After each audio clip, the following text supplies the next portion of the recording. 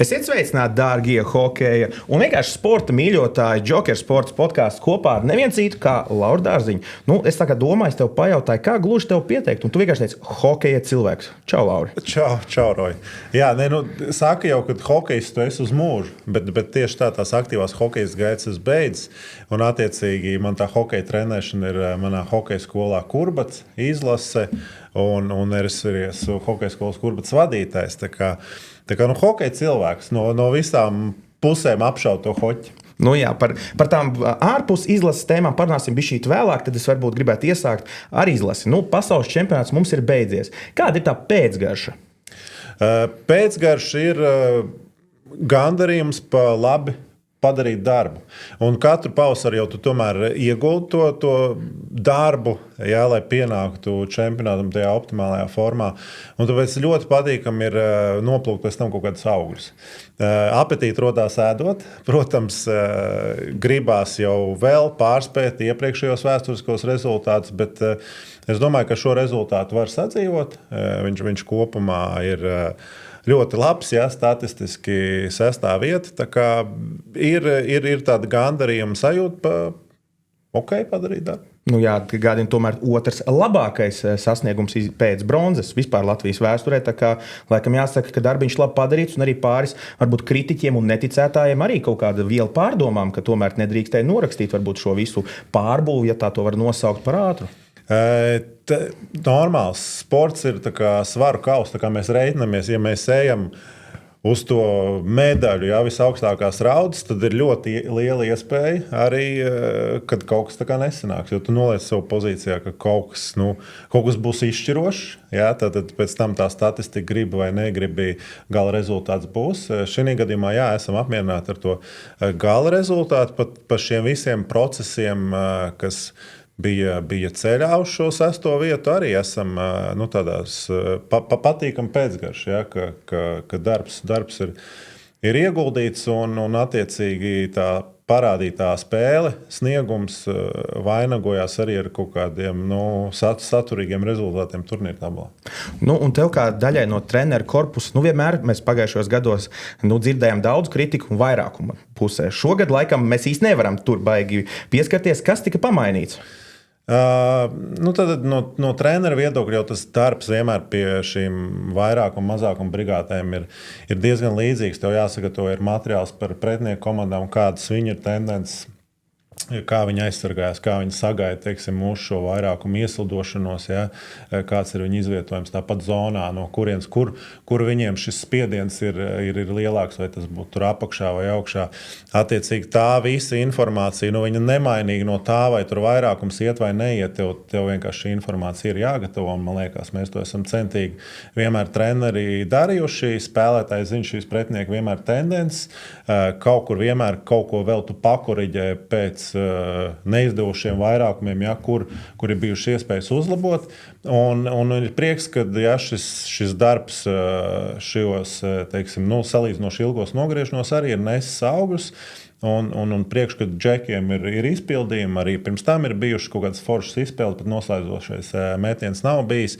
Tā kā mūsu līderi šogad arī bija produktīvi statistikas ailēs, un viens no iemesliem, jā, arī tas veiksmīgais vairākums, kāpēc mūsu šīs vairākuma brigādes savāca tādus individuāli savu labākos čempionātus.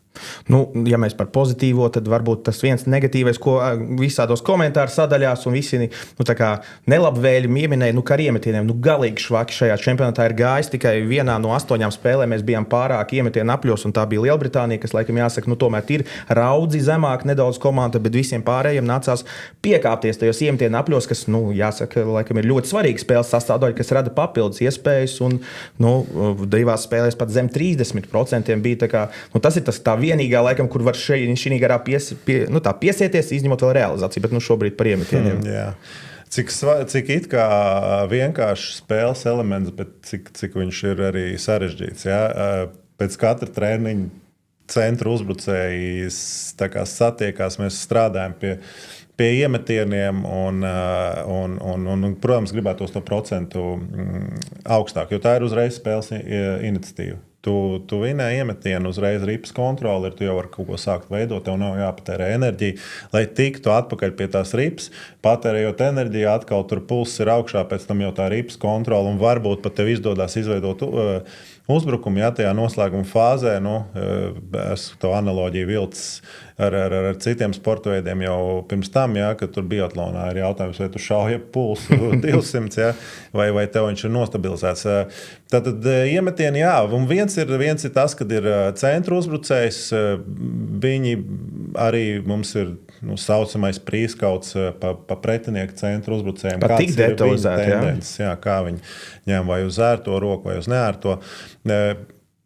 Kaut kur, es domāju, centru alibi varētu nedaudz arī būt, ka varbūt maiņas partneri nepalīdz, jo cirreiz tās 50-50, ja 50-50 ripas, tev tomēr ir prasība, lai šie malēji uzbrucēji arī uzreiz tā soli iekšā tajā centra aplī un pacīnās par šīm ripām. Novērojam arī dažus tādus brīžus, varbūt, kur varam pārmest pārējiem maiņas biedriem, bet par to centību es nevaru pārmest. Tiešām mūsu centru uzbrucēji strādā pie tā, lai uzlabotu šos rādītājus. Vēl ir arī izaicinājums vienmēr nedaudz piešauties čempionāta laikā. Katrs spēlē savā līgā, un katra līga nedaudz savādāk interpretē šos noteikumus. Un, attiecīgi, arī NHL ir bišķiņ savādāk noteikumi. Tur, teiksim, ar kāju kaut kur varbūt piedodās. Tad vēl ir tas, ka tev ir, bet apstākļi visiem ir vienādi, un no šī mini dueļa mēs gribētu vairāk reizes iznāk kā uzvarētāji. Tur mēs kritiku pieņemtu. Labi, es domāju, ir laiks atgriezties pie pozitīvā. Pirmā maiņa, tas bija izskatījās labi ieļots mehānisms, kas performēja, varbūt izņemot pēdējo spēli, teiksim, ļoti jaudīgā tempā, un jau no pirmajām spēlēm tādu kā piemēru rādīja pārējiem. Vai jau sagatavošanās posmā bija sajūta, ka šitā uguņos vīri? Diezgan ātri mums uz papīra izkristalizējās, ka tāds varētu būt šis trīnieks vai vairākuma gadījumā šis piecinieks. Skaidrs bija visu laiku jāmonitorē, kurā brīdī šie spēlētāji atbrīvosies un pievienosies izlasē. Jāsaka, šī ir tā reize, kad šīs ekspektācijas uz papīra attaisnojās arī uz ledus. Prieks, ka tā pirmā spēle pret mājiniekiem viņa bija smaga, kā mēs redzējām, Šveice tiešām aizvadīja labu turnīru. Tāpēc bija svarīgi, lai mūsu šie spēlētāji, kuriem varbūt turnīra gaitā bija lielāks spēles laiks, lai pašiem viņiem neiezogās doma, ka kaut kas nesanāks un ka kaut kas jāmaina. Un lai treneriem ir uzticība pret šo trīnieku vai piecinieku, vai kā to var nosaukt, lai nav mums idejas kaut ko uzreiz drastiski sākt mainīt. Tā pirmā spēle bija laba indikācija, jau pēdējās spēles pret Norvēģiju. Un pirmā čempionāta spēle bija indikācija, ka viņi spēja būt pārāki par šiem pretinieku līderiem. Līdz ar to arī tā nianse, vai mēs esam mājnieki vai izbraukuma komanda čempionāta ietvaros uz to vienu spēli. Jo tie, kas ir mājnieki, tie var otrie laist šo maiņu. Mums šies maiņu matchings, kas citreiz ir pieņemams, mums viņš nebija nepieciešams. Mēs uzticējāmies, ka viņi spēja arī ja pretinieks pielāgo, redzot, ka mums iet šie laist kaut kādus savus spēkus laukumā. Mēs pārāk uz to nemaz nespekulējām. Mēs jutām, ka viņi savu mikromaču varēs uzvarēt. Tagad paiet nedaudz dziļāk. Rudolfs Balcers pastāst nedaudz vairāk par mūsu jauno kapteini, jo, ja es nemaldos, tā bija pirmā viņa kapteiņa pieredze. Tur vismaz pieaugušo vecumā noteikti. Tomēr daudz viņi zina tā kā klusāku, vairāk darītāju, bet šobrīd tas C burtiņš uz krūtīm, arī tie video, kas tapa no ģērbtuvēm iekšā arī viņa sulīgajiem citātiem, kas tika ārā, parāda to, ka viņš arī ir tāds kā līderis, arī vokāli spēja kaut ko pateikt, uzmundrināt. Džeks pastāst varbūt vairāk par viņu kā līderi. Tu pareizi piezīmēji. Ja? Galvenais tas viņa, ka viņš ir rāda ar piemēru, velkais sevīm komandu ar savu produktivitāti, ja? Centību un pašaizliecību.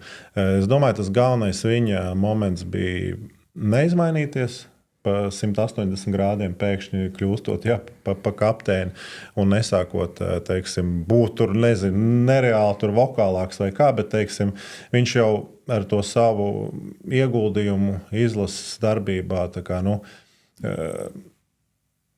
pienācīgi kļuva par šo kapteini, tad viņš jau ir uz pareizā ceļa. Un šī gadījumā, esot salīdzinoši tik jaunam kapteinim, ja viņš izmainītu savu personību pa 180 grādiem, es domāju, tas nebūtu nostrādājis. Tāpēc tāds mūsu mesiķis varētu teikt, ka turpina darīt to, ko tu dari. Un iegūstot arī pārliecību hokeja laukumā, es domāju, viņš tā kā nedaudz atraisījās arī ģērbtuvē, un tas kopumā, man liekas, ka arī tas bija foršs tilts no komandas uz treneru korpusu un attiecīgi otrādāk.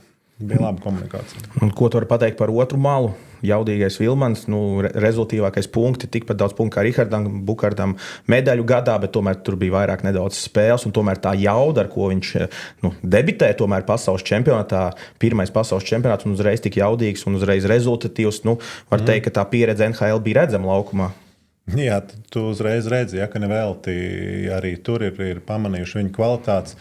Tev atslēgas vārds bija pareizs jaudi, jo tiešām mēs arī jūtām, kad treneri mājiņa minūte 20, bet tu redzi, ka tā ķermeņa valoda ir, ka viņš var vēl turpināt kaut vai.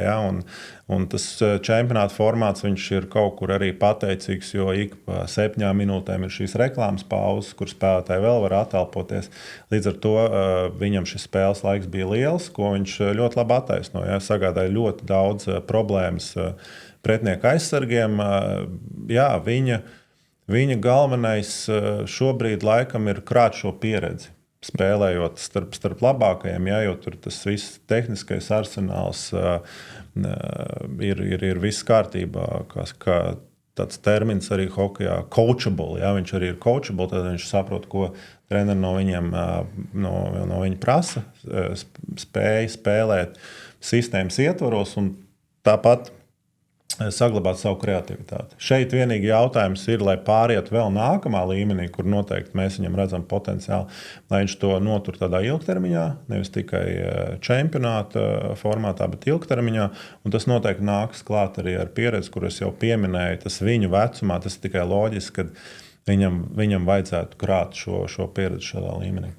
Un trešais maiņas biedrs Denis Smirnovs, vai varētu teikt, ka viņš paliek tāds nedaudz nenovērtēts uz šo divu tādu lielo personāžu fona, tomēr centra spēlētājs, var teikt, arī kaut kādā ziņā smadzenes visam virknējumam bieži vien tiek minēts. Labi, tie iemetieni varbūt ir tas, kas pavēlk bišķīt atpakaļ to pozitīvu noskaņu, bet viņš paliek tāds nedaudz nenovērtēts, bet tomēr neatņemam šī maiņas sastāvdaļa. Jā, mūsu kolektīvu ietvaros viņš noteikti novērtēts bija, un tātad labi sasaistīja mūsu šos malējos uzbrucējus ar aizsargu bastionu un tādā garā.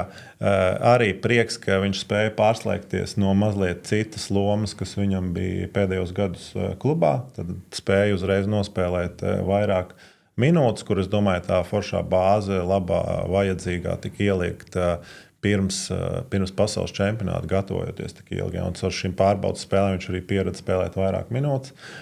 Iet vairākumos, viņam noteikti čempionāts ir ar pluszīmi. Un, tāds ielika kāju durvīs vai ar elkoņiem, parādīja, ka es varu arī būt cits lomas spēlētājs. Mēs esam priecīgi par viņu parādīto sniegumu. To pareizi atzīmējam. Tu jau pieminēji aizsardzības bastions. Es domāju, tas nebūtu klasisks Latvijas sporta pārraidi, ja mēs nepajautātu par Albertu Šmitu. 18 gadi arī debija pasaules čempionātā un uzreiz vienā pārī ar vienu no pieredzējušākiem spēlētājiem Cibuļski. Cik svarīgi ir tādam jaunam spēlētājam iedot to stabilo, pārbaudīto, norūdīto spēlētāju blakus, kas tomēr viņam tā kā atdzesē, ja tā mēs varētu teikt. Viņš tomēr daudz pieslēdzās un tad Cibuļskis tā kā drošāk spēlē, pieņemsim. Es domāju, ka noteikti. Un lielākais laikam liecinieks tam būtu arī pats Cibuļskis, kad viņš uzsāka tās Dinamo gaitas, viņam bieži Sands bija pārī. Tā kā Sands pieskatīja viņu. Un tagad es domāju, viņš arī šo gadu laikā, man prieks, viņš ir mācējis pārkvalificēties, jo viņš bija tāds uzbrukošs tipa.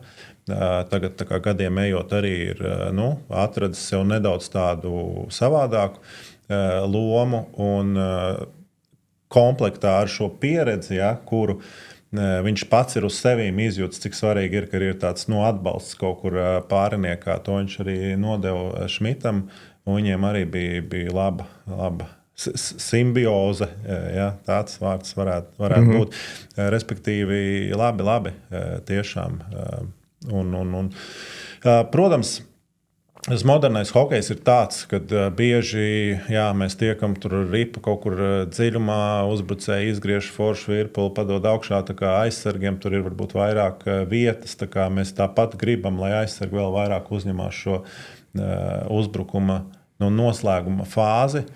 Mums aizsargi šogad iemeta vienus vārdus, ja nemaldos. Mēs pat apdraudējums nāca arī uzbrukuma zonā no augšas, bet skaidrs, ka tur vēl ir potenciāls izaugsmē. Tu domā, lai fluīdāk viss kustās, lai tāda kaut kāda rotācija? Dabīgi, jā, viss piecinieks un es saku, tās brīvākās vietas kopumā ir pat zonas augšā, līdz ar to tā vērtība šobrīd ir aizsargiem. Tu saņems piespēli no apakšas, ja tu spēj ar kājām tik līdz vidum izbrīvēt sev šo metienu līniju, aizmest pirmam spēlētājam garām. Sāksim ar to, ja tā jau ir pretiniekam problēmas atkal no tās apakšas tikt ārā. Ja? Bet ja tu, teiksim, izvēlas kaut kur ar kājām kādu mājkustību tiec metienu līnijā un vēl, teiksim, aizmet līdz vārtiem pa gaisu kaut kur stūrī, kur ir forša satiksme, tad jau vispār būtu izcili. Tā kā mums ir kur tiekties un arī pabeidzot pa Albertu, tur tieši tas pats moments. Jā, šīs individuālās tehniskās spējas, tur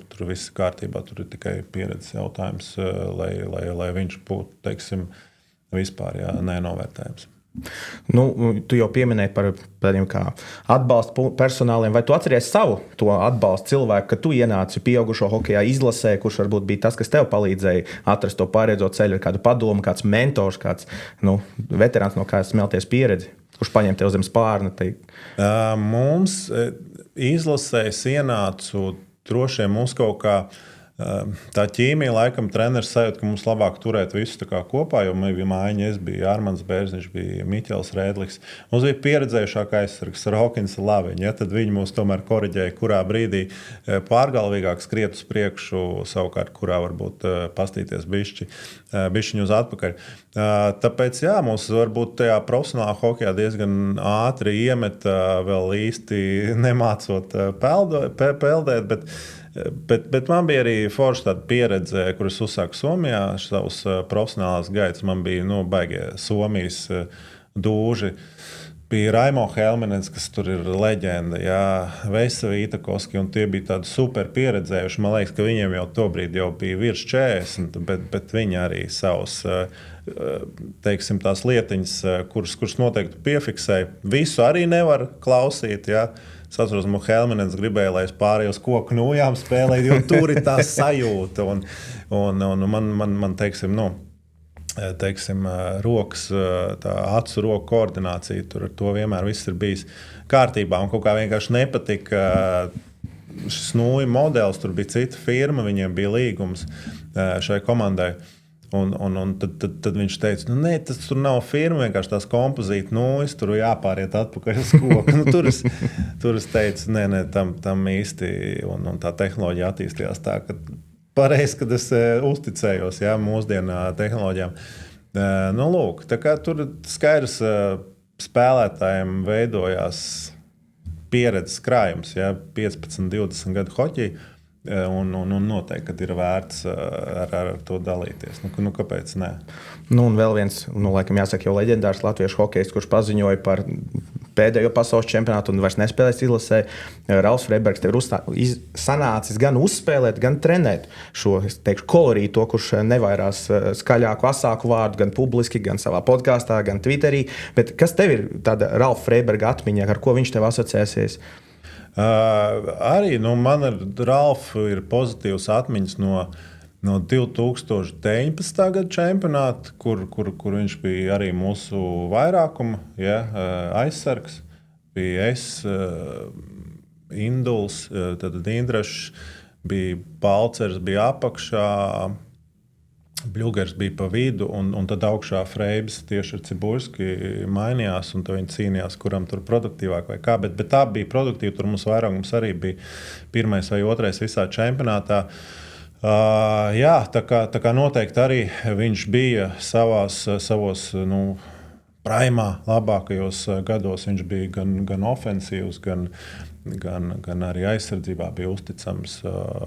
Gadiem ejot kaut kur izkristalizējās kaut kādi jaunie talanti, kurus arī mēs tā kā liekam vairākumā. Viņš ir kļuvis par tādu balstu, kur noteikti viņš pavadīja ļoti ilgus gadus izlasē un deva savu pienesumu. Tā kā noteikti viņam jāskatās atpakaļ, jābūt lepnam pa sasniegto. Runātājs jau viņš vienmēr bijis. Tā kā prieks, ka viņš ir atradis platformu arī, kur izteikties. Tā kā redz, vienmēr tajos kolektīvos jau tā ir. Nav jāstraucās, ka kapteinis kādreiz mazāk runā, kas runā, tur atradīsies. Un tā tie kolektīvi arī veidojās šī ķīmija. Tā kā, jā, Freibi, ja tu mūs klausies, paldies par emocijām, paldies. Atgādās, viņš nebeidz karjeru. Viņš beidz tikai savu darbību izlasē, tā kā viņam vēl hokejs iespējams, viņš vēl arī pieminēja, ka varbūt karjeru noslēgtu tepat kaut kur virslīgas apriņķos, tā kā viņu vēl varbūt mēs te redzēsim. Noteikti. Bet virzoties atpakaļ laukuma tajā formācijā, atpakaļ līdz pēdējai līnijai, jāsaka, ka viens no labākajiem Kristariem Gudļevskiem, ko man ir nācies redzēt, pieļauju, ka tev noteikti ir kaut kāds viedoklis izkristalizējies par šo čempionātu, ka ļoti jaudīgs vārdsargs. Es nesaprotu. Tāda sajūta brīžiem ir, ka varbūt tas ir tas neizmantotais, ka varbūt viņam bija tā iespēja NHL, ka kā būtu, ja būtu, jo viņš katru reizi apliecina, ka viņam tiek dot tā iespēja, ka viņš var.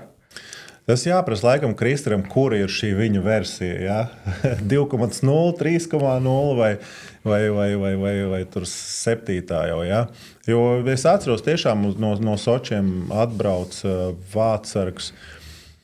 No Sočiem, no NHL uz Sočiem uz šo olimpiādi, kurš bija, kur es zināju caur jauniešu sistēmu arī tur Rīgas, HK Rīga, viņš spēlēja jauniešu, un tad arī bija čempionāts Somijā, kur viņš debitēja. Tad nebija tā, ka nezināms vārdsargs, bet atbrauc jau tāds izlauzies līdz NHL. Tiešām likās, ka liels nevar iemest, un tu redzēji tās viņa kvalitātes, kāpēc viņš ķer ripas arī tās, kuras viņš neredz. Ja?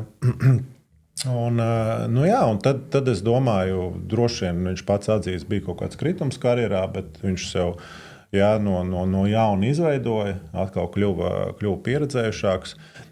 Un tur jau pēdējos gadus ir ļoti tās viņa balvas Vācijā un arī sniegums izlasē, cik viņš ir spēlējis. Tur mēs redzam, cik labs vārdsargs viņš ir. Kāpēc man liekas, ka tā ir vēl viņa šobrīd jaunākā versija, jo šķiet, ka viņš var nospēlēt vairākas spēles pēc kārtas, arī šīs spēles, kas ir vienā vakarā un otrā vakarā, tad viņš ir pie visas šīs savas pieredzes un tehniskā arsenāla un dotībām paredzēt kaut kur spēles situācijas, jo man šķiet vārdsargam arī ir svarīgi, ka viņš saprot hoķi, jo, kad tev ir meistarīgi spēlētāji, tev jāapzinās, no kurienes varētu sekot šis metiens. Ja? Tie metieni ir tik ātri, ka uz reakciju tīri paļauties ir grūti.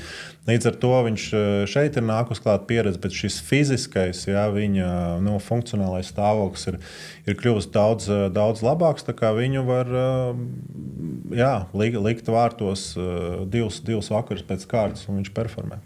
Viņš kā vīns tikai ar laiku labāks paliek. Un pēdējais spēlētājs, ko mēs varbūt atsevišķi tā izcelsim, pirms mēs dodamies tālāk, Meleņa Barons, Edvards Traumaks ierodās čempionāta laikā. Tomēr komanda ir gatavojusies ilgāku laiku, kad tev pievienojās tik jaudīgs arī vārtu guvējs, kurš jau ir apliecinājis to, ka viņš var izšķirošos brīžos bieži vien dabūt to ripu vārtos. Kā tas ir pateikt, veikt izmaiņas tajā spēlētāju virknējumos, un it īpaši varbūt, kad čempionāts bija iesācies ar tādu top heavy, ka mums tā pirmā maiņa ir tāda jaudīgāka un gribētu to vārtu gūšanu sadalīt, kā tiek menedžēts tieši tie spēlētāji un tās iespējas, kas varbūt jau tā ķīmija, kas ir izveidota, kad ienāk jauns spēlētājs. Jā, šis aspekts droši vien šeit gan, ja tu paredzi atsevišķiem spēlētājiem šo vietu sastāvā, kad viņi atbrīvosies, tad tu nevari īsti prognozēt, kā šis čempionāts aizies. Tad tur pirms tam kaut kādu mēnešu vai 2 mēnešu iepriekš grūti ir salikt un kā tas izstītos. Čempionāta laikā tev liekas tās domas atnāk tā kā organiski. Tu redzi, kur varētu vēl pabīdīt to potenciālu uz augšu.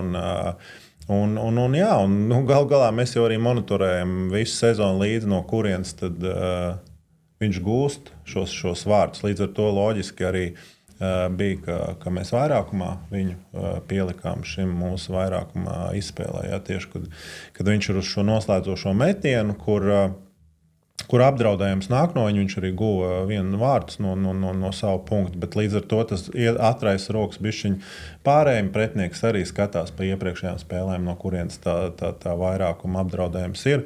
Līdz ar to kaut kur otra puse atkal ir brīvāk. Un tas bija labi, kad mums no šī 3 stūra augšā viss, kas bija bīstam, un attiecīgi pietiekami intelektuāli un spējīgi spēlētāji, kas uz vārtu līnijas arī mācīja viņus atbalstīt kaut kādā brīdī, ka pretinieks ir ļoti augsts. Mēs mācījām atlikt lejā uz šo piespēlīt, atkal pēc tam virziens uz vārtiem. Ja viss nosakts, paceļam augšā.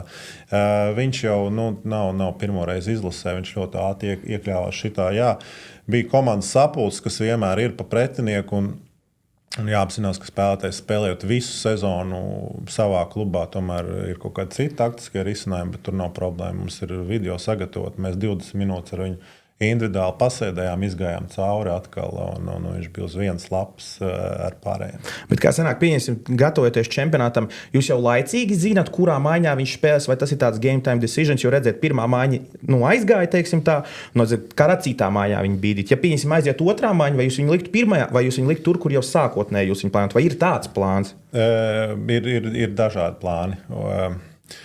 Un mums daudziem treneriem viņi kaut kādos brīžos kaut kas var atšķirties, bet tāpat mēs beigās šis koncīlijs un mēs vienojamies pa vienotu šo uzticamo variantu, uz kuru ejam. Un zin kā, citreiz ir arī kaut kādas mikrotraumas, kur tu redz, ka šim spēlētājam vajadzētu limitēt spēles laiku. Tad tev bija kaut kādas iestrādes, kur tu domāji, varbūt viņš varētu ar šiem spēlēt, bet tu redz, ka tur vajag kaut kādu atbalstu. Tad tas vienmēr ir. Un nevienmēr mēs pabeidzam arī tajās maiņās, ar kur uzsākam spēli. Ja ir kaut kāds negatīvs rezultāts un tu visu mēģini un šie vārti nenāk, tad bieži vien ir jāpamaina uzbrucēju trīnieki. Ja, tāds variants arī pastāv.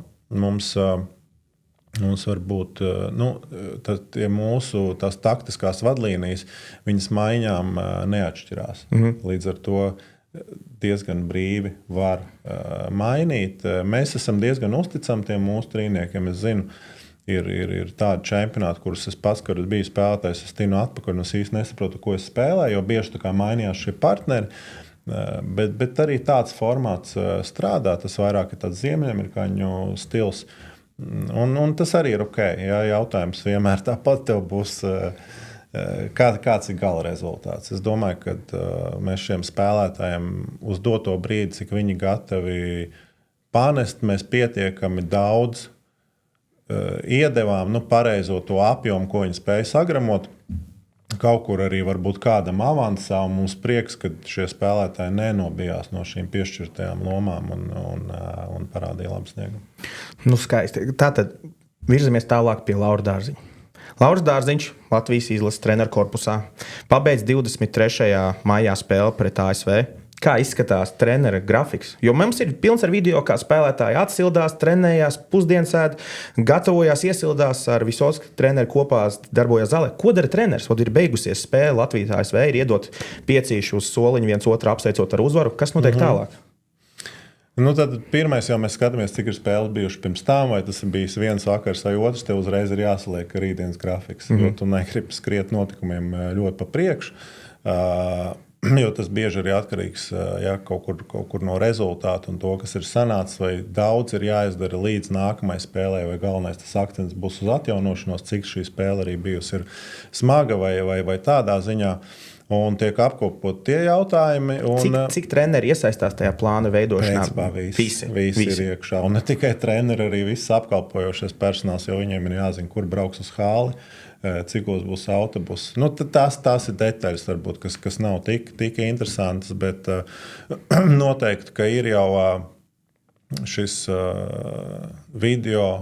Jau vakarā tajā pašā. Video ir, tad noteikti ir kaut kādas lietas, kas mums ir spēles laikā, kuras mēs esam pierakstījuši, kuras vajadzētu parādīt komandai par šo spēli esošo. Tas noteikti, visticamāk, notiek nākamā dienā, kur kaut ko uzlabot vai kas mums ir bijis labi. Un tad lēnām jau tu plūstoši pārēj pie nākamā pretinieka. Lēnām un plūstoši ir starpā diena. Ja viņa nav, tad tur diezgan ātri visam ir jābūt gatavam. Un nav tā, ka tu par nākamo pretinieku tikai sāc domāt, kad beidzās iepriekšējā spēle. Tad tur mums video treneris, Pēters Groms ir jau mājasdarbu izdarījis. Bet arī viņš nevar šo mājasdarbu izdarīt 2 mēnešus iepriekš, jo komandas arī maina taktikas. Viņš skatās šī čempionāta nogrieznī, tad paralēli, kamēr viņš strādā aktīvi sekojot tekošai spēlei, notiek jau arī paralēli darbs par to nākamo pretinieku. Un līdz ar to vienmēr ir pēc tam sagatavot klipi pa pretinieku tendencēm, kur ir no kaut kādiem pa vienu pozīciju, vai tā būtu aizsardzība vai uzbrukums, vai tur vidējā zona ir kaut kādi klipi 10, no kuriem tad atkal treneru koncīlijas izvēlās kaut kādus 2-3, kurus pēc tam nodot komandai. Tātad, šie darbi nebeidzās.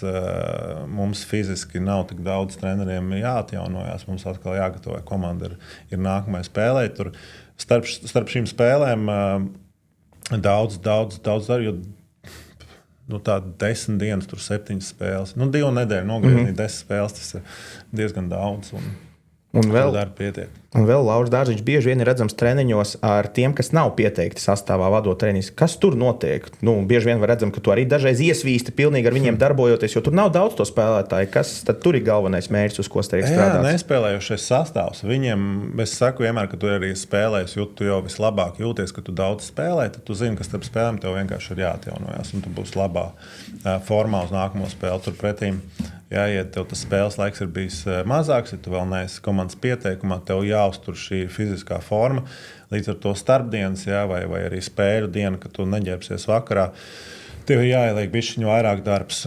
Un kamēr komanda atjaunojās, tikmēr kādam jāpieskat, viņi ir uz ledus. Parasti, ja šis nespēlējušies sastāvs ir mazliet mazāks, bet tās pauzes starp kaut kādiem atkārtojumiem, tu tāpat gribi, lai ir lielāks, tur 1-3 vai 1-4, tad mēs pieslēdzamies arī pārējie treneri un kaut kur, lai tas darbs ir kvalitatīvāks. Ja? Un tā kā tas arī normāls process, kur jā. Un bieži vien jau tas ir ļoti smagi, ja, jo tu negūsti pēc tam. Protams, tu jūti līdzi komandai, bet tu negūsti to eiforiju, ja, ka tu gūsti vārdus vai kā. Līdz ar to tāds, vai ja tu esi traumētais, kurš mēģina atgriezties, vai ja tu esi ārpus sastāva, šie treniņi ir salīdzinoši mokoši, jo tev jāuztur sevi šī šeipā, vai jātiek atpakaļ uz vēlamo fizisko kondīciju, bet uz doto brīdi tev vēl nav šis spēles moments, ka tu vari nokaifot, ka tu arī pienesi tieši šajā attiecīgā spēlē ar savām darbībām uz ledus. Skaidrs, labi. Pēdējie 2 lietas par pasaules čempionātu, bronzas medaļas spēli un zelta. Ar kuru tu vēlies sākt? Spēr vaļā kaut kā dilstošā secībā no mazāk vērtīgā metāla. Norvēģi. Vai Norvēģi bija Latvija 2.0? Kaut kur jau viņi paši teica, ka viņi iedvesmojās nedaudz no mums. Mēs arī no sevīm paši esam iedvesmojušies, kad ir iespējams paveikt lielas lietas, ja tas viss kolektīvs apvienojās, virzās tādā vienotā mērķī un attiecīgi arī rāda sniegumu. Tur var aiziet ļoti tālu. Kaut kur, iedvesmojās viņi no mums, viņi to paši nenoliedza. Tikai atsevišķi viņus arī vērojot, kā viņi spēlē pret grandiem, šīm lielajām izlasēm. Viņi nevienmēr arī spēlē ar otro numuru, viņi spēja uzspiest savu spēles stilu. Viņiem ir labs čempionāts, un laikam beigās jau es uzskatu, ka tā statistika, tad šīs ieņemtās vietas, viņas ir objektīvas, un viņi ir tur, kur viņi ir. Viņi to ir sasnieguši ar savu spēli, arī kur likās pa bronzi, tev trāpās kanādieši, mums savulaik amerikāņi. Un skaidrs, protams, var veidot argumentus, ka Ziemeļamerika tur ir tikai uzvarētājs vai kā, bet ticiet man, tur arī tomēr ir pašcieņa, ir uzvārds uz muguras, un tur logo ir priekšā, un neviens negrib iziet no dueļa kā zaudētājs. It sevišķi, ja tomēr ir uz likmes ir medaļa. Ja? Līdz ar to viņi tiešām pelnīti izcīnīja šo bronzas godalgu, kur arī kaut kanādieši ar viņiem meistari. Tas visiem jāmācās no tā, ka 0-2. Un tomēr tur ķepurojās līdz ārā, bet ne līdz galam. Tad jā, es skatījos to spēli, un atkal jāsaka, tomēr rezultāts parādīja. Man arī likās, ka Norvēģi bija bīstamāki. Un tur, kur atkal viņiem, kur jau kanādieši sāka riskēt un pārņemt to iniciatīvas vilni, Norvēģi spēja tā samobilizēties un nospēlēt taktiski arī pareizi aizsardzībā. Nu jā, man tieši velkot tās paralēlās likās, viņiem ir savs gudis, jeb mūsu tā gada Šilovs vārtos, kurš arī aizvadīja lielisku turnīru. Viņiem ir vairāk sadalīts tas vārtu guvējs, tur nebija tik viens spēlētājs, tur vairāk bija tie darba darītāji un medaļu spēlē pārspēta Ziemeļamerikas komanda, kur bieži vien jāvar teikt, ka viņiem teorētiski motivācija bija noteikti cita dodoties uz šo čempionātu tieši ar Celebrini, Crosby sastāvā, bet varbūt tas gaiss tika tā izņemts ārā no tā balona, ka saņemties varbūt bija grūti. Kaut kādā ziņā es neticu, ka Crosbys ar visu pārējo blici negribēja uzvarēt, jo tomēr arī pēc vilšanās olimpiādē, es domāju, viņiem ambīcijas noteikti bija citas. Precīzi, un tad šie lielie uzvārdi, tā kā tu Crosby pieminēji, tā jau arī ir viņa vērtība, ka viņš spēja ilgtermiņā, tad no viena vakara uz otru atnest to rezultātu un to savu sniegumu turēt visu laiku tajā visaugstākajā līmenī. Tad noteikti, ka viņš šajā spēlē arī mēģināja to parādīt savu labāko sniegumu, vienkārši kāds bija spējīgāks. Ja? Bet ja arī tiem kolektīviem būtu tāds, ka viņi sāk tur, šķirot tās spēles, tad viņi nespēlē tur, kur viņi spēlē. Un tomēr ikdienā viņi spēlē augstā līmenī. Līdz ar to tas viņa profesionalitātes līmenis, es nešaubos, kad ir visai augsts. Un viņi bija šīm spēlēm arī mobilizējušies. Un tāpēc es domāju, šī Norvēģu uzvara, viņiem ir 2 tik saldi. Daudz saka, ka tomēr bronzas spēle bija daudz interesantāka par zeltu, bet tomēr pieskarsimies Šveicē kārtējā vilšanās, 3. fināls pēc kārtas, 3. fināls, kurā viņi vārtus negūst. Apsveicam Somiju, bet kas notika ar Šveices ieļoto precīzi darbojošos pulkstenis, kas aizvadīja, jāsaka, diezgan labu turnīru, bet beigās atkal klupiens. Jā, kā tas sanāk, ja, ka mēs it kā saucam pa neveiksminiekiem tos, kas tik daudz ir medaļas izcīnījuši. Skaidrs, ka viņi grib iet vēsturē arī kā šī paudze arī kā čempioni. Jā, viņiem lēnām jākrāj tie kaut kādi pluspunkti, veiksmes punkti šī krājkasē. Es domāju, atkal, ja tu tā nospraud pēc tam no ilgtermiņā, paņem kaut kādu nogriezni 10 gadus vai 15, kaut kas jau tā statistika būs rādītājs. Un es domāju, ka viņiem viss potenciāls ir aizkūlīnoties līdz tai karotajai zelta medaļai. Saudabīgi, jā, kaut kur var piekrist, ka tie fināli viņi varbūt kādreiz tā kā mazāk skatām, jo arī viņu iepriekšējā duelī tur vairāk golu tomēr bija. Bet fināls tev iedod tādu fonu, kad tu varbūt esi mazliet kaut kādās situācijās, tad tev ir 100% atdeva, bet tu esi nedaudz piesardzīgāks. Un ja abi ir mazliet tā kā piesardzīgāki, tad varbūt tās kļūdas nav tik lielas, un ja vēl kāds negūst vārtus, tad tā spēle viņa tā kā sasals nedaudz. Attiecīgi, ja kāds tomēr izvirzās vadībā, nedaudz vieniem ir jābūt kaut kur avantūriskākiem, un līdz ar to te uzreiz pavarās pretiniekam iespējas uz pretuzbrukumiem. Jā, viņa bija 0-0 spēle, bet nevarētu teikt, ka abas komandas tur noparkoja autobusu un galīgi nemēģināja iedzelt pretiniekam. Jā, statistiski diezgan traki Šveicē, kas tas ir 3 fināls pēc kārtas, viņas nav guvuši vārds. Un principā metošu komanda, viņiem uzbrukums tur ir ojojoj. Lūk, jā, pieredze arī, ko viņi pārnesīs uz nākamo. Es domāju, galvenais šī gadījumā viņiem negribās dot pretiniekiem padomus, bet no tāda psiholoģijas viedokļa viņiem vajadzētu gribēt atkal tur atgriezties. Un tad uzskatīt, man ir pieredze, es šoreiz atrisināšu. Ja ne uz cik sāpīgi atkal bija to sudrabu dabūt, es tur nekad vairs negribētu būt. Nu, tad nav āršana. Jaunajam trenerim, tā latiņa jau pirmais čempionāts pie amata. Viņš bija asistents pirms tam, bet tagad jau galvenais. Tā latiņa viņam ir skaidra, un tas, kas viņam atliek, ir tas pēdējais solis. Bet, labi, es domāju, virzoties arī šim raidierakstam, uz finiša taisni, mums ir pāris iesūtītie jautājumi. Tur var detalizēti neizplūst, ja nevēlies, protams. Tad pirmais vērtējums pasaules čempionātam. 10 baiļu sistēmā 8 laikam skatījās ļoti labi.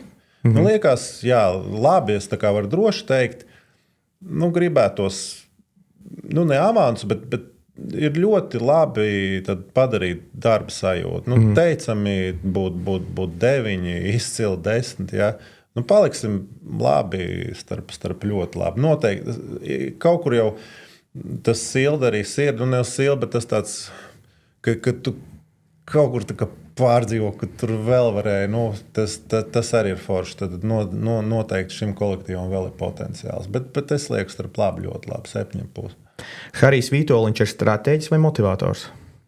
Gan. Neviens bez otra tu nevari. Ja, tu nevari tikai ienākt un motivēt. Tur apakšā jābūt ir godam segumam, ieliktam darbam, gan komanda jāsagatavo fiziski labā stāvoklī, gan arī taktiski viņiem ir jāsaprot. Tur pretīm, ja, nevar arī spēle tikai vinēt uz tāfeles, visu sazīmēs arī nebūs. Tomēr komandai ir jānotic tas modelis, viss ir jāsaliedē. Tad viens bez otra. Ja kaut kas trenerim tāds ir, tad viņš nebūs vienkārši izlases galvenais treneris, principā, jebkurā izlasē augstā līmenī. Tad, ja tu esi, tas jau ir rādītājs, ka šīs komponentes, viņas abas ir klātesošas. Hokeja formas sastāvdaļa, ko karjeras laikā nepatika mainīt, formas ilgdzīvotājs, tā teikt. Krūšu sargs, plecu sargs. Jā, tas ir. Man liekas, vispār tas visizteiktākais hokejistiem ir. Viņi ir, es zinu, man komandas biedri, kuriem vecāki uzdāvināja 15 gadu vecumā, viņi mauca vēl tajos pašos. Arī ceļus, principā viss, kas redzams zem formas, tā tendence ir, ka spēlētāji nelabprāt maina. Tad slīdas, jā, viņas nolietojās, tev tomēr to svaru, tur viņas visu laiku slapjas un tā, un viņas vienā brīdī ielūst, un tev nav tas atbalsts slidojot. Tad slīdas cīmdi arī, ja tu maini komandas vai ir izlases, tur vienmēr ir jauna. Ķīveres arī vispār, kā spēlētāji, man tā skaitā, kā tu pierodi pie viena modeļa, tu tomēr ir labi skaidrs, ka tu maini krāsu, lai būtu pieskaņots komandai. Bet to modeli tu gribi saglabāt, lai kaut kur divcīņās, lai tev viņi nelido uz acīm. Tur pa ķīverēm arī spēlētāji diezgan piekasīgi. Manā gadījumā visvecākā formas daļa laikam bija šis plecusargs, kas tika šūts, pāršūts un no 3 uztaisīts. Tika viens tā ideālā versija. Viņš tos visu man profesionālo karjeru. Un tad uzreiz nākošais jautājums - Bauer vai CCM, vai varbūt vēl kaut kas cits? Bauer. Es esmu Bauer. Jā. Man liekas, ka pat pilnīgi viss forma ir no šī. Man agrāk ļoti patika Easton Noise. Agrāk bija tāda firma. Tad sākot spēlēt Dinamo Rīgu, viņiem bija līgums ar Bauer. Es tur no sākuma kaut ko pretojos. Bet kad beidzot tik pie tām Easton Nojām, es biju tā pieredze pie Bauer Nojām, kad es tā kā, ok, viss, es esmu Bauer. Un, jā, tur arī interesanti. Nē, tās detaļas, bet vispār, kad nāk tas Bauer Noju, tur ir tāds kods, jā, kas ir tas personīgais kods, kur veido tās nojas pēc tavas preferences. Tur tāds maziņš cipariņš ir, kurš modelis jau ir šis, kuru tu pasūti. Jā, un pat cik viņi mainās ik pa tur gadu, 2 gadu ciklus, un tur bija kaut kāds jau 17. variants. Tās specifikācijas man ir ļoti līdzīgas, bet tur, kad jauna tehnoloģija, tad viņi pamaina to kodu. Tas ir diezgan daudz, un vienmēr bijis esmu uzticīgs. Gan veidam, kā es tinu noju, gan arī firmai. Man jā, ja hokeja, tad Bauers. Kāda ir labākā Dinamo atmiņa? Tā arēnas atmosfēra elektrizētā, kad dienu pirms spēles tev jāslēdz telefons ārā, jo viss prasa biļetes. Tas laikam, tur atsevišķas spēles jau ir bijušas spilgtas, bet tā sajūta, kad tā kā visa pilsēta elpoja hoķi un vienmēr visiem gribējās zināt, kas tur kādas intrigas. Vai tu brauksi projām, tur pēc tam aizgāja, tur ļoti visi bija, dzīvoja līdzi. Tā tāda spilgtākā atmiņa par šo elektrizēto atmosfēru arēnā. Vai ir kāds bijis komandas biedrs, kas karjeras laikā radīs šaubas par savām hokeja prasmēm, jeb ko viņš vispār dara komandā? Tāda sajūta. Jā, visbiežāk jau arī tev pieminētajā laikā Dinamo, un arī ne tikai Dinamo komandas ietvaros, bet turpat vairāk citas komandas. Ja tur vēl bija tāds pārējais posms, ne visi zināja šīs valodas, un man liekas, tie aģenti kaut kādā brīdī viņi jau sāka ļaunprātīgi izmantot šīs komandas, un no Amerikas kaut kur bija kaut kāds pieraksts, kaut cik normāls, jā, bet tas cilvēks nebija tur nostiprinājies, un uz bezdarba sliekšņa viņš, teiksim, pēkšņi tika nopārdots kā baigais nazis un brauc tad uz šīm komandām, kur varbūt menedžers nebija tik daudz tas video pieejams, nebija šī valodas barjera bija. Un tad bija tādas reizes, kad tu atbrauc, tu redzi, kur viņš ir spēlējis, un tu domā, kas notiek, kā tā var būt, kad mums šeit ir vietējie džeki, kas ir daudz labāki, bet redz, cilvēks braukā apkārt. Bet tas ātri diezgan, tad tu vienreiz kaut kur, es no menedžeru viedokļa tagad runāju, tu vienreiz apdedzinies, otrais, trešoreiz tu jau pēc tam ar šo aģentu vai kā tu ar viņu nesadarbojies, jo tu saproti, ka nevar uzticēties, tāpēc arī man bieži prasa par kaut kādiem spēlētājiem iedot savu verdiktu, un es vienmēr mēģinu būt godīgs, jo to arī parāda. Tas vairāk par latviešu iet runa? Savu to, teiksim, kompetenci, un vienmēr gribās savējos atbalstīt, bet tā kā muļķības stāstīt jau arī neviens neies. Ir kaut kādi gadījumi ir bijuši. Varbūt Dinamo laikos netika izteikti, tur vairāk bija, kad citreiz kaut kādas pozīcijas, kad likās, ka parakst centru uzbrucēji, bet viņš, teiksim, tās akcents viņam tomēr ir spēlēt pa malu. Tāds, kad mēs jau humors bija, kad, teiksim, Karijas ar viņu spēlēja arī maiņā, un Karija visi asociēja Polu Kariju, jā, un tad, teiksim, Martins Karija, viņš spēlēja uz manu pusi, bet tas Pols Karija spēlēja uz otru, un tad it kā kāds tur ākstījās, ka tur nepareizais Karija atbrauc, bet tad bija domāts tas viņa bračku, un viņš jau arī, varbūt viņam bija īsāka karjera, īsāks augumā, varbūt ar nedaudz un visu kopā, bet viņš bija normāls arī špīlers. Šobrīd jautājums es citēju, tātad, lai nebūtu pārprotams. Būdams viens no izskatīgākajiem visu laiku latviešu hokejistiem, kas ir amizantākais, ko nācies piedzīvot, redzēt, pārdzīvot? Es pieļauju no pretējā dzimuma fanu uzplūsmas. Jā, es laikam jāsaka, es esmu tajā vecumā, ka man tas ļoti neuztrauc tas ir kaut kāda, iekšēji pārliecība neuztrauc tādas apkārtējās domas. Līdz ar to tāds tev pieminētais status neuztrauc, bet dažādi, zin kā, pārakst. Mums īstenībā, man jau junior līgā tā kā iemācīja, ka tur vienalga bērni vai tur spiedzošas meitenes vai kā, nevajadzētu parakstīties uz ķermeņa tur kailām daļām ar visiem šitiem marķeriem. Tas nav ne higiēniski, ne veselīgi.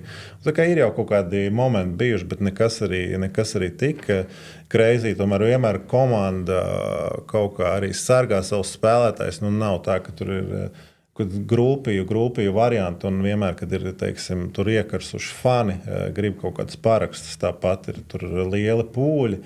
Un tad jau tu pats esi redzējis, tur uz laukuma lido gan botas, gan krūšs, tur tas tā kā viss ir bijis. Bet tas tāds, jā, ar humoru. Kāpēc numur 10?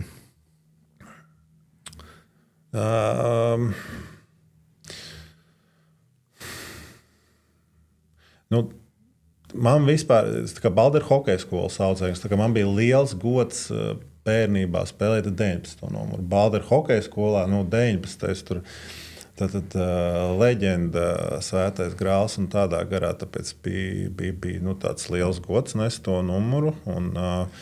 Bet tā kā ejot uz priekšu, par cik šis numurs ir grieztos izlases kontekstā, ar viņus nevarētu spēlēt izlasē.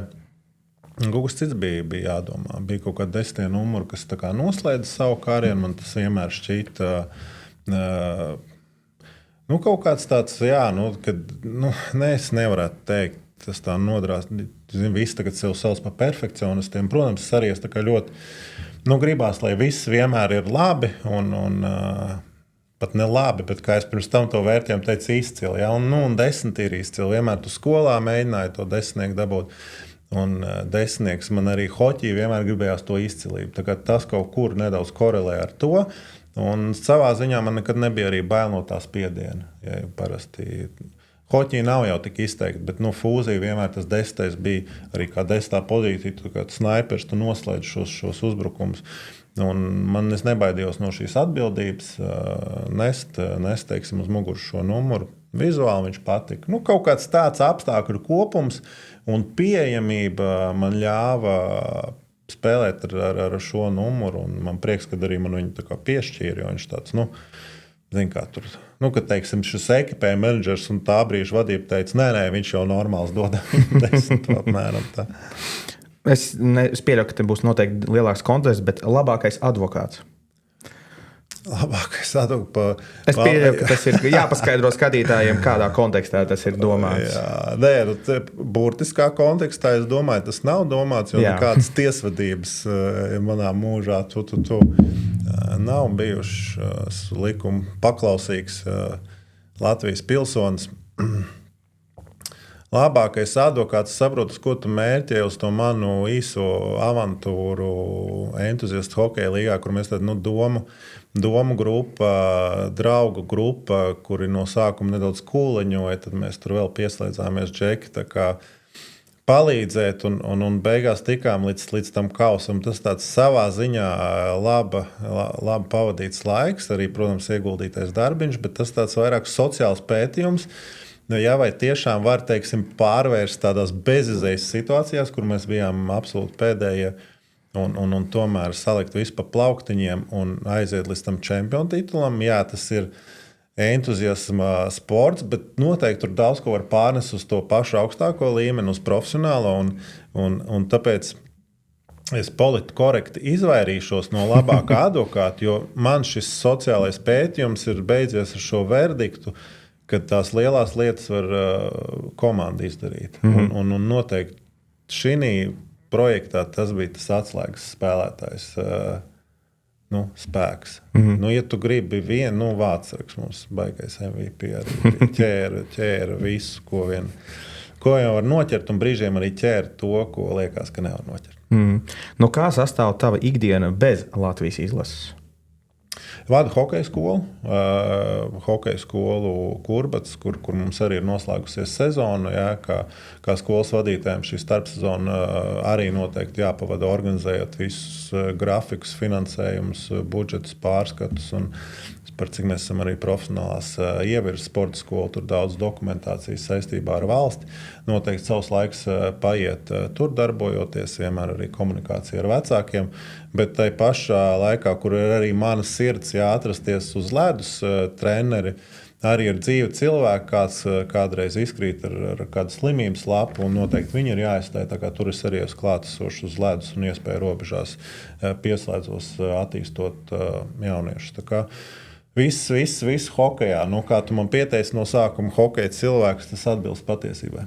Tad arī noteikti jautājums, vai ir kaut kādi mērķi kā sporta skolas vadītājiem kaut kādā brīdī atgriezt Kurbadu arī augstākajās Latvijas hokeja aprisēs, virslīgā? Jā, tas finansiāli tas ir liels ieguldījums. Un tur noteikti ir jāmeklē vēl sponsori. Līdz ar to mēs gribētu noteikti šo piramīdu stiprināt un no mazām, no pašiem pirmsākumiem, no SSG grupas sākuma sagatavošanas izaudzēt Ja, līdz, bet tai pašā laikā es apzinos, ka, ja mēs treneri darīsim izcilu šo darbu, tad jau arī šiem audzēkņiem apetīti rodās ēdot, un kurš brauc plašajā pasaulē izmēģināt savus spēkus visaugstākajā līmenī.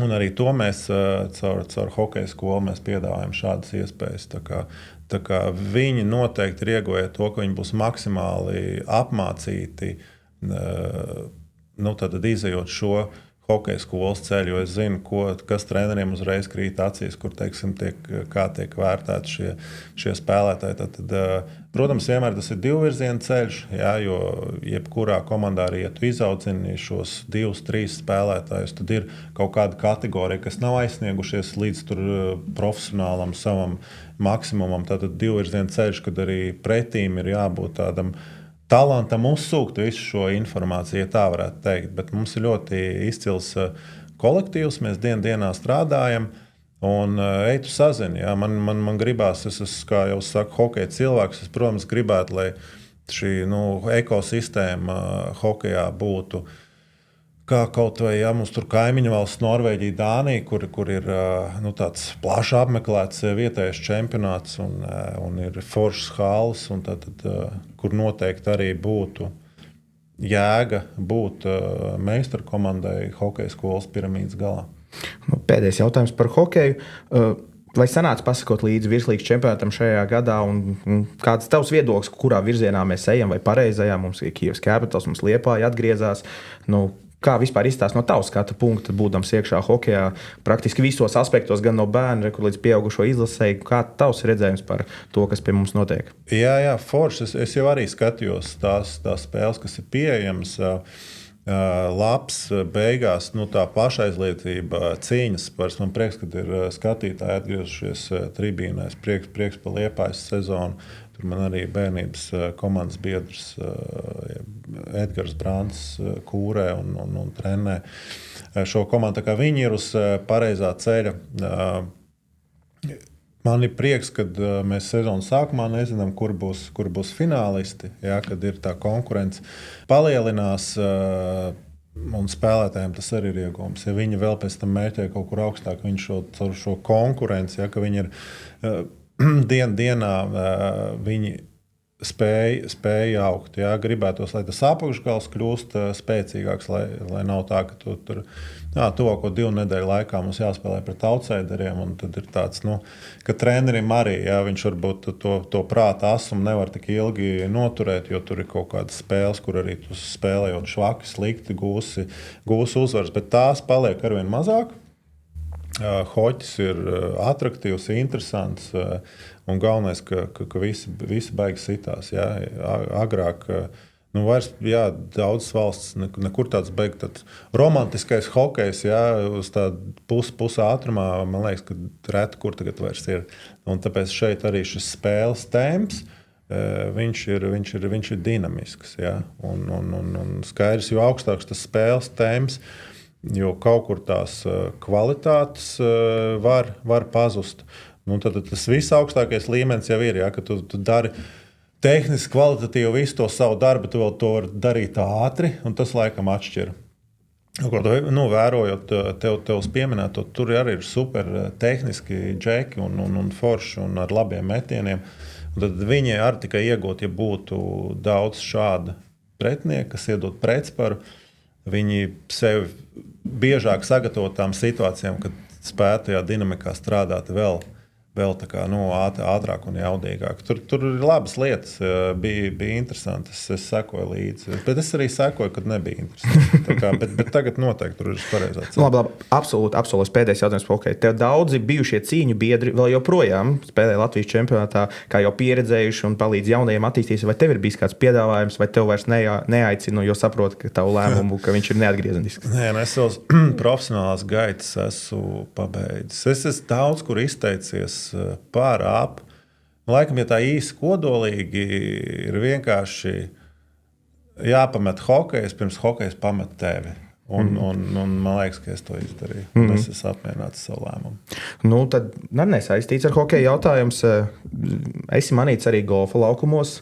Tīri labi. Esmu dzirdējis, ka tev padodās, varbūt tu esi gatavs padalīties, kāds ir tavs golfa handikaps. 6,8 bija vakar, bet vakar es ļoti sūdīgi nospēlēju. Tagad es domāju, jau būs 7. Jā, hokejā tad, golfs ir forši, jo tev nav īsti jāmeklē vienmēr. Es zinu, tagad beigās topā viss tas padals un tādā. Tur tev vienmēr tas pretinieks jāsaskaņo ar viņu, kad, kur kas. Lūk, golfs, man liekas, ka tur mierīgi čubināt līdz 90 gadu vecumam, staigāt pa tām pļāvām. Man patīk, kad ir svaigs gaiss, nav tur sasvīd uz telpu. Man tas kaut kā uzrunā. Man ļoti patīk. Un laikam patīk jau tad, kad kaut kas tev sanāk. Un hokejistiem skaidrs kaut kādas līdzības jau ir. Vai ne? Miets rokās un jātrāp pa objektu. Lūk, tāpēc pirmsākumos tas palīdz, tas dara iemīlēt šo spēli, jo kādreiz kaut kas sanāk, bet ejot tālāk, tu saproti, ka hoķis nedaudz kaut kur mājas, un mans pieminētais tur vai padals vai tenis, viņam šī kustība ir pat organiskāka priekš golfa. Mums hokejistiem, iemaukt pa to bumbu, tur gluži ne, tur vairāk ir tas tā kā, atvelts, izsit cauri un attiecīgi pavadi. Es jau ilgi varētu pa golfu spēlēt, tev tas neinteresē. Nē, vēl tad nākošais jautājums. Labākais hokejists golfers, attiecīgi amatbrālis, kurš tev sastāda konkurenciju 18 bedrītēs? Mums oriģināli mēs sākām Karsums, Daugavā un Masaļskis. Un tad mēs tur no sezonas uz sezonu, kuram ir kā tas breakthrough season, kuram ir veiksmīgāks gads, kuram neveiksmīgāks. Mēs tur tā visi tur mainamies, kaut ko pamīšus. Bet ārpus konkurences laikam Kavars varētu būt arī no hokeja saimes. Tie visi ļoti labi spēlē, kas ir hoķi un kas ir arī viņiem braču ārpus hoķi. Gavaru ģimene, viņiem golfs laikam, no hokeja saimes viņi tad pussolīt priekšā. Un pēdējais. Nūja golfa somā, kuru īsti tu nelieto? Vai ir visgrūtāk tev ar viņu iet? 3 vuds. Diezgan populāri atbilst starp citu no... Bezjēdzīgākais tirkums. Nē, tev jānokomplektē kā visu tā soma, bet humors bija, kad tu maini tos ik pa laikam nolietojies, tas nozīmē gripi. Un tu maini un visam komplektam, tad, protams, šis cilvēks, viņš prasa, ka viņš arī mainīs gripu, jo viņi, tas tur pāris reizes viņa rokā turējis. Jā, tā kā, ja kāds ir tirgu meklē, principā tā varētu droši iet uz atrast jaunu īpašnieku. Pārdošanu, jā, 3 vuds, jā. Labi, dargie skatītāji, paldies, ja jūs mūs noklausījāties tik ilgi, kad mums jau saruna aizgāja par golfu. Tiešām visi cieņi jums. Lauri, paldies tev par laiku. Paldies arī Joker Sports LV par šī podkāsta norganizēšanu. Latvijā hokejam ir nākotne, vai ne? Dabīgi. Tāpēc uz šīs pozitīvās nots, dāmas un kungi, mēs arī atvadīsimies no jums. Visu labu! Paldies, čau!